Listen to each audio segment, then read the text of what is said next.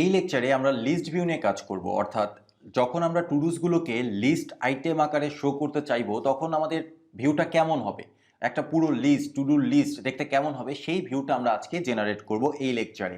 কিন্তু কথা হচ্ছে এই কাজটা করার জন্য আমাদের প্রথমে জানতে হবে আমাদের টুডুর শেপটা কেমন হবে, অর্থাৎ একটা টুডু দেখতে কেমন হবে। ফর এক্সাম্পল আমি এখানে একটা রেফারেন্স আকারে রাখছি, cons Tudu is equal to something, সেখানে একটা আইডি থাকবে। ওকে, আইডি ফর এক্সাম্পল একটা স্ট্রিং আকারে, র্যান্ডম স্ট্রিং আকারে একটা আইডি থাকবে, একটা টেক্সট থাকবে যার ভেতরে মেইন টু ডু টেক্সটটা থাকবে, একটা ডেসক্রিপশন থাকবে যেটা আমরা ফর্মে দেখেছিলাম যে ডেসক্রিপশন লেখা যায়, সো একটা সিম্পল ডেসক্রিপশন।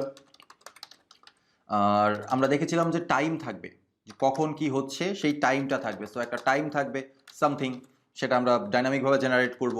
তারপরে টুডুটা অবশ্যই কমপ্লিট করা যায়, ইনকমপ্লিট করা যায়, তার মানে ইজ কমপ্লিট নামের একটা প্রপার্টি থাকবে। ইজ কমপ্লিট এটা মূলত একটা বুলিয়ান প্রপার্টি হবে, সেটা ফলস হতে পারে, ট্রু হতে পারে। এবং আমরা দেখেছিলাম টুডুগুলোকে সিলেক্ট করা যায়, তার মানে ইজ সিলেক্ট নামের একটা প্রপার্টি থাকবে, যেটা সিলেক্ট অবস্থায় আছে না এটা আনসিলেক্ট অবস্থায় আছে, সো এটা করা যাবে। সো এই হচ্ছে আমাদের টুডুর একটা ইন্ডিভিজুয়াল টুডুর বেসিক শেপ। এই শেপটা মাথায় রেখে আমাদেরকে কাজ করতে হবে। অবশ্যই যখন আপনি একটা অ্যাপ্লিকেশন তৈরি করবেন সবার প্রথমে আপনার শেপের দিকে, আপনার অবজেক্টের শেপের দিকে নজর দিতে হবে, কারণ আপনি অনেক কিছু প্রথমেই পাবেন না। অর্থাৎ আপনি একটা অ্যাপ্লিকেশন তৈরি করার শুরুতেই, একটা লেয়ার, একটা ভিউ, একটা কম্পোনেন্ট তৈরি করার শুরুতেই আপনাকে অনেক কিছু ইমাজিন করে নিতে হবে, কারণ তখনও সব ডেটা থাকবে না। তো এখন আমরা যেহেতু লিস্ট ভিউটা নিয়ে কাজ করছি, আমার কাছে কোনো ডেটা নেই, আমার কাছে কোনো স্টেট নেই, আমার কাছে কিচ্ছু নেই, সো আমাকে ইমাজিন করে নিতে হবে একটা আইটেম দেখতে কেমন হবে। একটা আইটেম দেখতে যেমন হবে, লুপ চালিয়ে বাকি আইটেমগুলো সেম ভাবে আমরা রিপ্রেজেন্ট করতে পারবো। তাই আমার একটা টুডুর শেপটা দরকার ছিল, সেটা আমরা এখানে পেয়ে গেলাম। ওকে, সো এবার আমরা কম্পোনেন্টসের ভেতরে নতুন আরেকটা ডিরেক্টরি ক্রিয়েট করব, যেই ডিরেক্টরিটার নাম দিব আমি লিস্ট ভিউ। আপনি যে কোনো নাম দিতে পারেন, এবং এই লিস্ট ভিউ এর ভেতরে আমি একটা ইন্ডেক্স ডট জেএস ফাইল খুলবো, অর্থাৎ index dot JSX file, react file. আপনি ইন্ডেক্স নাম নাও দিতে পারেন, কিন্তু এটা একটা কি বলবো, এটা একটা টেকনিক সবাই ব্যবহার করে, যে কোনো ফিচারের ভেতরে গিয়ে প্রথমে একটা ইন্ডেক্স ফাইল ডিফাইন করে, এটা আসলে ম্যানেজ করা সহজ হয় পরবর্তীতে। তো আমি ইম্পোর্ট করে নিই রিয়াক্টকে, রিয়াক্ট ফ্রম রিয়াক্ট। ওকে, তো আমি যেটা করতে চাচ্ছি সেটা হচ্ছে প্রথমে একটা ইন্ডিভিজুয়াল আইটেমকে কিভাবে শো করব তার জন্য একটা কম্পোনেন্ট তৈরি করতে চাচ্ছি।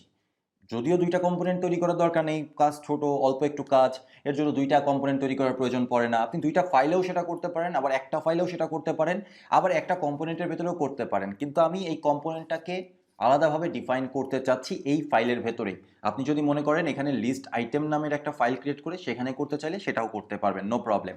ওকে, সো আমি লিস্ট আইটেম নামের কনস্ট লিস্ট আইটেম নামের একটা কম্পোনেন্ট তৈরি করতে চাচ্ছি, যেটা মূলত একটা ফাংশনাল কম্পোনেন্ট। ওকে, এই ফাংশনাল কম্পোনেন্টের ভেতরে একটা আইটেম দেখতে কেমন হবে সেই বিষয়গুলো আমরা জেনারেট করব, তার জেএসএক্সটা জেনারেট করব। এর জন্য আমাদের দরকার পড়বে লিস্ট গ্রুপ আইটেম, কারণ আমরা লিস্ট ভিউ করতে চাচ্ছি।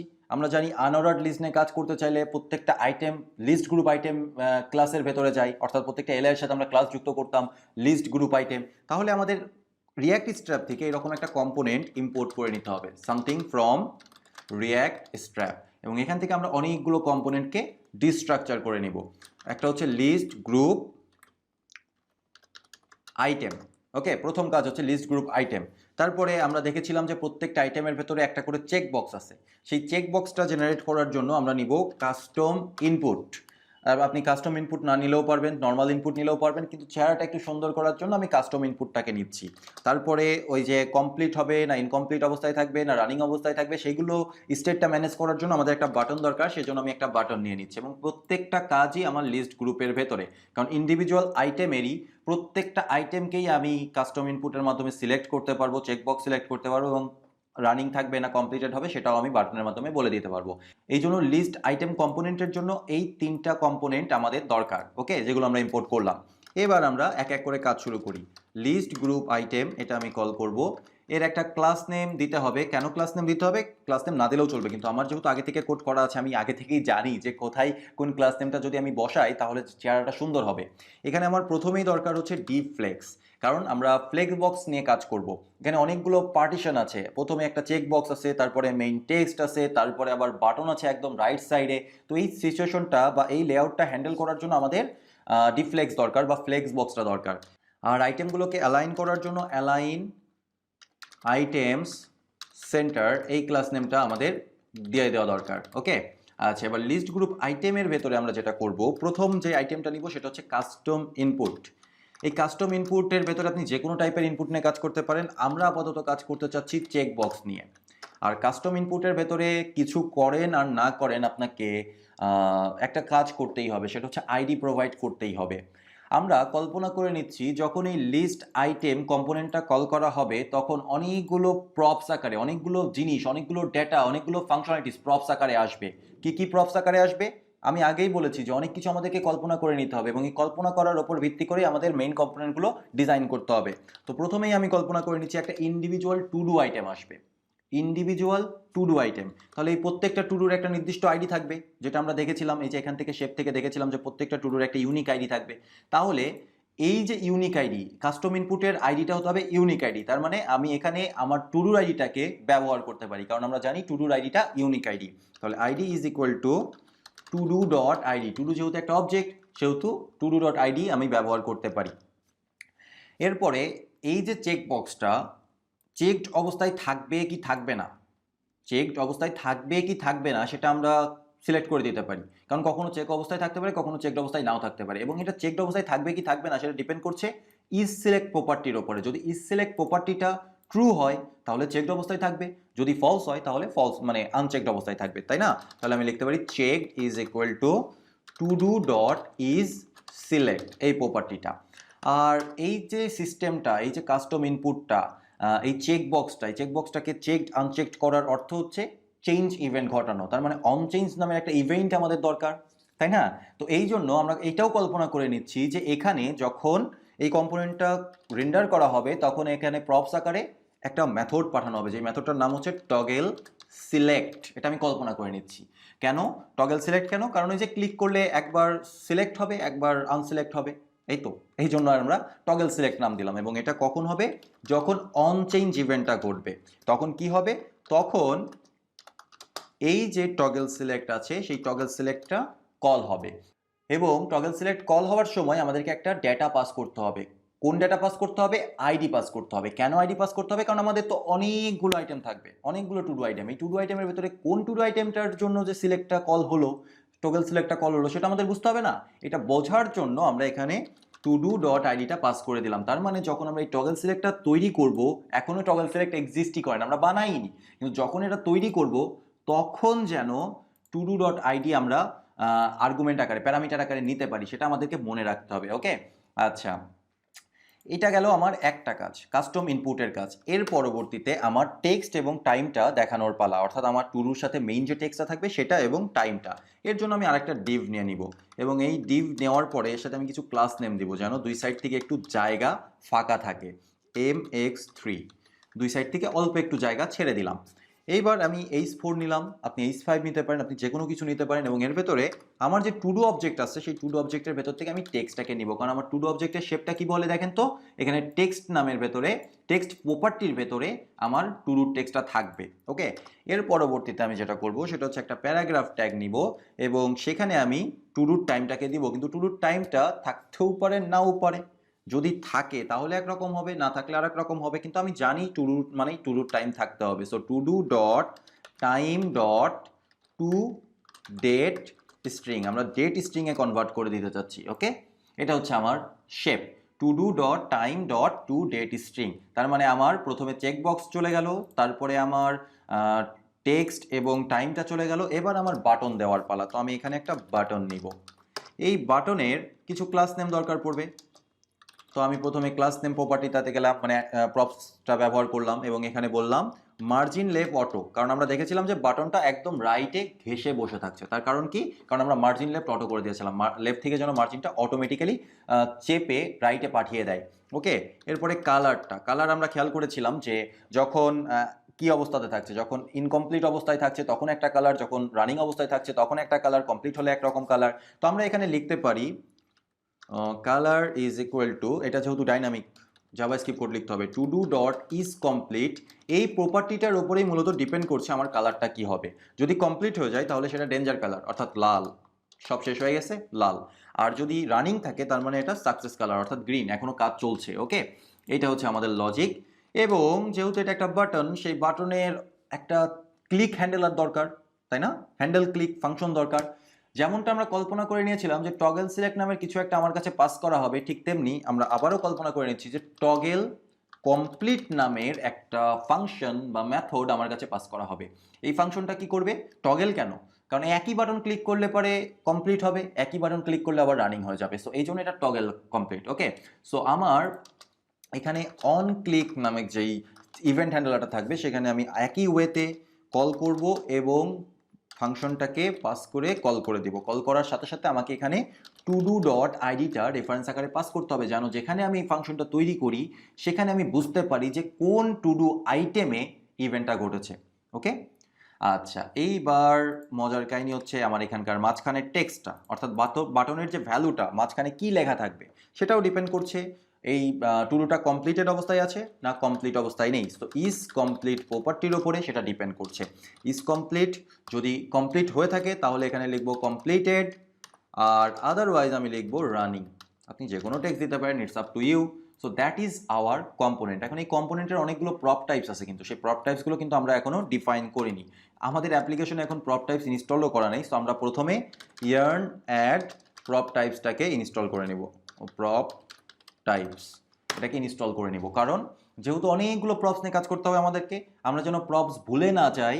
আর যদি ভুলে যাইও তাহলে যেন আমাদের কম্পাইলার আমাদেরকে ইরর থ্রো করে, সেজন্য আমরা প্রপ টাইপস নিয়ে কাজ করব। Okay, so in that case আমাদের প্রথমে ইম্পোর্ট করতে হবে prop types from prop types, এবং আমাদের এই আইটেমের জন্য এখানে আমাদের লিখতে হবে list item dot prop type is equal to object. আমাদের এখানে প্রপ কি কি আছে? টু ডু আছে, তাহলে টু ডু টাইপটা কি হবে? প্রপ টাইপস ডট ওবিজে বা object dot is required, obviously এটা রিকোয়ার্ড। ওকে, দেন হচ্ছে আমার দুইটা ফাংশন আছে, একটা হচ্ছে টগল সিলেক্ট